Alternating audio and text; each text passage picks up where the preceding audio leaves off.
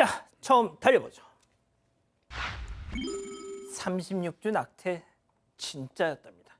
자, 임신 36주 차 9개월 태아를 잉태한 20대 여성이 낙태 전후의 과정을 저렇게 영상으로 남겨서 유튜브에 올렸었죠.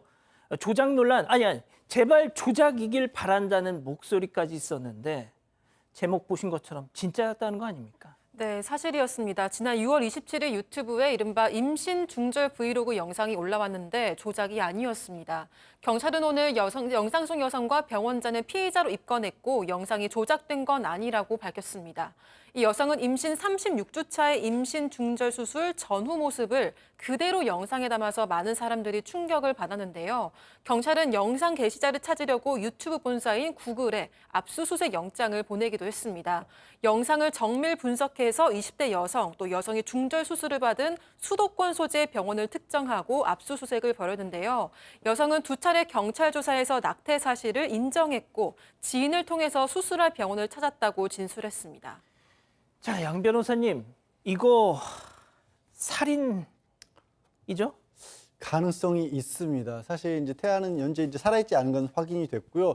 병원 의료 기록부에는 그냥 사산이라고 기록이 돼 있다라고 합니다. 문제는 뭐냐면 지금 36주라는 건 지금 헌법재판소 위헌 결정으로 낙태 자체는 처벌을 못하지만 이 36주 정도가 되면 태아가 어머니 몸 밖으로 나서 독립해서 생존할 수 있습니다. 충분히. 그렇기 때문에 만약에 이 수술을 통해서 살아있는 채로 나왔는데 이거를 이제 낙태를 한 거라면 사실상 살인이 되지 않습니까? 그래서 그 여부를 이제 확인을 하는 수사를 해야 되고요. 보건복지부에서 살인 혐의로 지금 현재 수사를 의뢰를 한 상태입니다. 경찰에서는 과연 정말 낙태를 한 것이냐, 아니면 살아 있었느냐, 아니면 정말로 사산이냐 이걸 확인할 것이고요.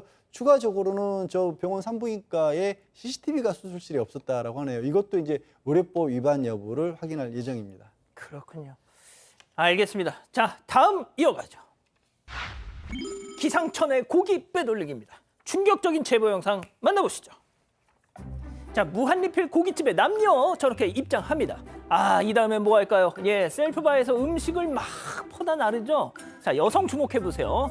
비닐봉지를 꺼내드는데요. 비닐봉지 안에다가 반찬들을 막 투입을 합니다. 김치, 양파, 마늘 아니에요. 손에 잡히는 대로 다 넣고 있어. 자, 두둑하게 한 봉지 채우더니 자리로 자, 지금 계속 넣고 있어. 자, 자리로 돌아가더니 가방 안으로 그 비닐봉지를 쏙 넣습니다. 자, 그 뒤로 이제 먹으면서도 계속 어디다가 저렇게 음식을 옮겨. 자, 잠시 뒤에 뭘 할까요? 자, 주변을 살피던 남성이 하얀 통을 받아가지고 앞치마에 고이 싸서 기립을 하더니 자, 전화 받는 척하면서 밖으로 나가면서 김 사장 하면서 주차장으로 가죠. 자, 그리고 왔는데 빈손이야. 아하, 야, 아까 그거 어디 갔을까요? 자, 이번에도 벌떡 일어나더니 가방을 건네 받고 또 남성은 주차장 김 사장 하면서 또 갑니다. 자, 저거 놓고 또 다시 빈손으로 오겠죠. 너무 추접스럽고 충격적이라서 말이 나오질 않습니다. 네, 가게 사장이 제보해 주셨는데요. 지난 8월 1일 대구의 한 무한리필 돼지고깃집에서 일어난 일입니다. 남편이 CCTV에서 40, 50대로 보이는 남녀 2명이 음식을 따로 가져온 용기에 포장하는 모습을 본 건데요. 매장에 있던 제보자에게 전화를 했고 제보자가 고기를 밖으로 가져가면 안 된다고 이야기를 했습니다. 그랬더니 사과하고 고기를 돌려주고는 급하게 가게를 빠져나갔다고 합니다. 그런데 고기만 챙긴 게 아니었는데요. 네. 제보자가 CCTV를 다시 확인해 보니까 양념된 고기는 초벌을 해서 챙기고 반찬이며 채소까지 담아서 몇 번씩 다른 곳으로 옮기는 모습이 나온 겁니다. 와우. 사장은 앞으로는 이런 일이 없었으면 하는 바람에 제보하게 됐다고 전했습니다. 자, 신 변호사님, 저 양반들 100% 이럴 겁니다. 아니, 무한리필이라면서 식당에서 내 배로 가나 집에 가서 내 배로 가나 똑같잖아라고 말이죠. 다릅니다. 지금 저분들이 지금 2명에서 현장에서 합동으로 역할을 분담해서 지금 절도 행위를 하고 있는 겁니다. 그렇기 때문에 저분들의 행위는 지금 특수절도죄에 해당되고요. 1년 이상 10년 이하의 징역형에 처해질 수가 있고요. 그리고 또 음식을 준비하는 그런 과정을 더 번거롭게 하게 되잖아요. 그렇기 때문에 또 업무방해죄까지도 포함될 수가 있습니다. 업무방해죄는 5년 이하, 1,500만 원 이하의 벌금형에 처해질 수 있기 때문에 저분들의 행위는 명백하게 특수절도죄 또는 업무방해죄 이렇게 처벌될 수가 있는 행위입니다. 아, 신 변호사님, 네. 너무 그렇게 딱딱하게 법적인 거 말고 네. 진짜 왜 저러고 살아 이런 말씀 한마디만 해주세요. 정말 저런 행위들이 단순히 내가 이제 집에 가서 먹으면 되지라는 것이 아니라 이거는 범죄에 해당할 수 있는, 그리고 또 한 가지 특수절도라는 아주 중범죄에 해당한다는 행위를 좀 인식하시고 저런 일이 다시는 좀 벌어지지 않았으면 좋겠습니다. 그러니까 말이죠. 좋습니다. 다음 또 이어가 보죠. 또 소방용수로 물놀이입니다. 지난주 그 소방용수 끌어와서 워터파크 즐겼던 어느 아파트 저희가 소개해드렸죠. 그런데 우리 아파트도 저랬어. 제보가 왔습니다. 보시죠. 이번엔 완전 대규모 미끄럼틀이 3개, 크고 작은 풀장도 무려 4개. 아이들은 풀장에서 어프. 자, 어른들은 어디가 있을까요? 저기, 돗자리에서 저렇게 망중한. 자, 그 옆으로 쭉 길게 뻗은 이 호스를, 지금 따라가 볼까요? 이게 지금 수원이 어딜까요? 그렇습니다. 아파트 내 소화전이었다는 정말 충격적인 소식. 박 교수님?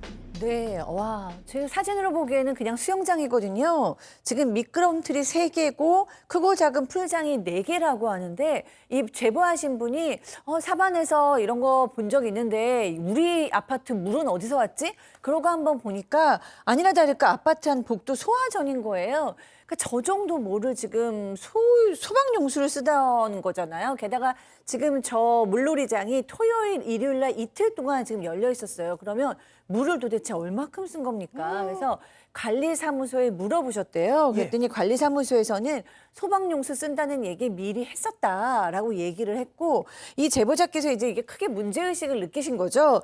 그래서 심지어 이제 소방서도 전화를 해봤어요. 그래서 이거 이렇게 되는 거 괜찮은 거냐라고 물어보니까 관계 법령이 좀 애매합니다라고 얘기를 하셨다는 거예요. 그래서 이런 거는 좀 법령이 확실하게 돼야 되지 않냐라는 문제의식을 가지셨고 또 과연 아이들이 수영을 하다 보면 저 물을 막 먹게도 되고 그러잖아요. 코로도 들어가고. 그런데 수질도 좀 걱정스럽다. 많은 것들이 걱정스럽다 하시면서 제보하셨습니다.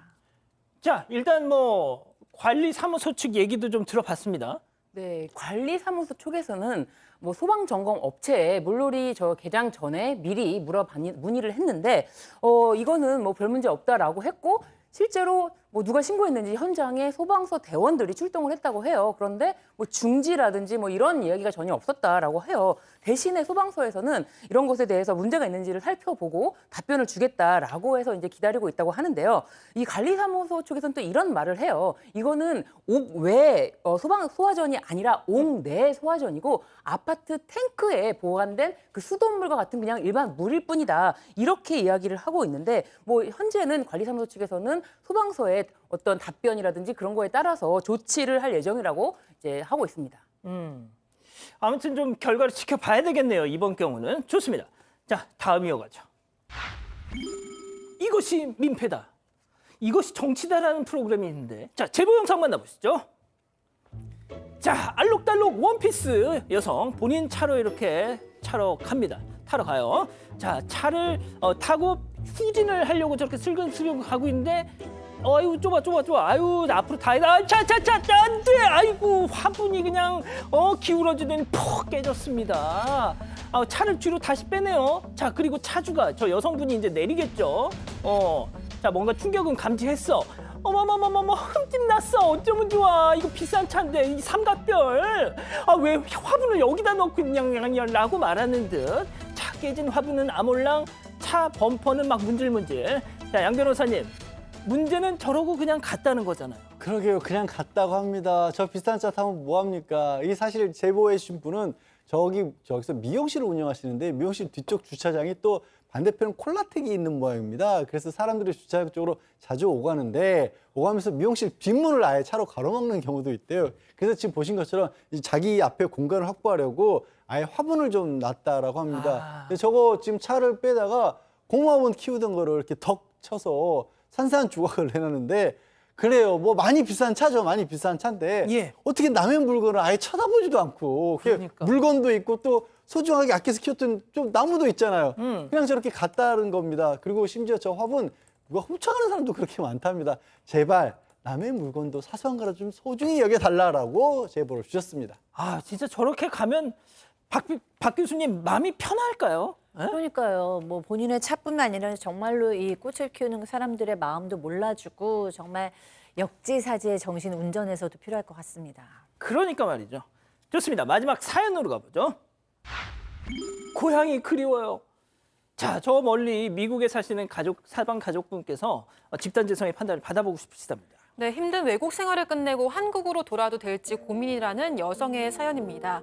사연자는 20년 전에 결혼하고 남편과 같이 미국으로 유학을 왔습니다. 미국에서 고등학교 1학년인 딸을 키우고 있는데요. 그런데 부부가 몇 년 전부터 좀 스트레스를 많이 받았습니다. 직장 스트레스에 보고 싶고 가족들도 보고 싶고 힘든 시기를 겪었다고 합니다. 그래서 사연자가 역이민을 하자고 남편에게 보챘다고 하는데요. 역이민? 네, 다시 한국으로 돌아오자고 이야기를 했습니다. 근데 남편은 딸이 한국어도 서툴고 대학 입시도 있다 보니까 반대를 하고 있는 상황입니다. 주변에서도 사연자에게 딸을 대학 보내고 그때 사연자 혼자서 한국에 오라고 이야기를 하는 상황인데요. 사연자도 다시 한국으로 오는 게 마냥 자신이 있는 건 아니라고 합니다. 안정적인 직장 또 높은 연봉을 놔두고 다시 한국에서 취업을 하는 게 두렵기도 하다고 하는데요. 그렇지만 딸이 대학도 미국에서 나오게 되면은 한국에서 함께 사는 건 아예 불가능해질까 봐 걱정이 된다고 합니다. 그래서 생각해낸 게 딸을 외국인 전형으로 한국 대학으로 보내는 거였습니다. 이건 이대로 딸이 한국에 갔다가 사연자처럼 문화 차이로 스트레스를 받을까 봐 걱정이라고 하는데요. 그래서 주변의 반대를 무릅쓰고 외로운 미국 생활을 정리하고 다시 돌아와도 되는 걸까요? 라고 사연을 보내왔습니다. 그렇군요. 자, 기다리고 기다리셨던 부처 핸즈업 타임 6천여 분의 가족 여러분들 함께하고 계신데요. 채팅창에 OX로 함께 참여해 보시죠. 먼저 남편입니다. 여보, 박상희 여사, 당신 애 엄마 맞아? 아니 남들은 기러기다 뭐다 하면서까지 애 미국에서 교육시키려고 그냥 혈안인데 고작 당신 향수병 때문에 다혜를 데리고 한국으로 가겠다고?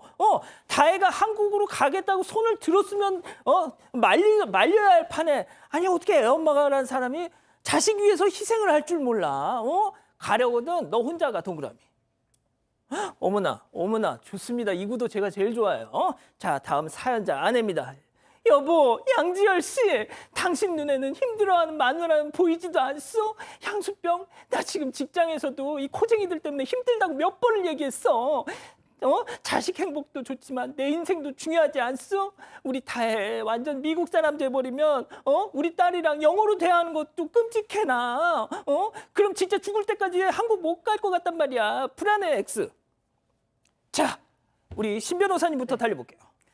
지금 이 사연자분이 자신의 행복과 지금 자녀의 행복을 지금 분리를 못 하시는 것 같아요. 근데 남편이 그나마 자녀의 인생에 대한 이야기를 해주는 것 같아요. 지금 자녀의 입장은 전혀 나오지 않지 않았습니까? 근데 자녀의 입장은 약간 아빠가 대변해주고 있다라는 생각이 들고 사실은 지금 사연자분이 가시고 싶으시면은 사연자분이 어떻게 해서든지 가는 거를 뭐 말리진 않겠어요. 그렇지만 이거 뭐 지금 다 같이 가자, 함께 가자, 자녀를 데리고 함께 가자. 이거는 글쎄요, 자녀의 결정권을 고려하지 않은 것 같아 보여서 저는 아무래도 좀 남편의 이야기에 좀 귀 기울여 보겠습니다. 자, 양 변호사님.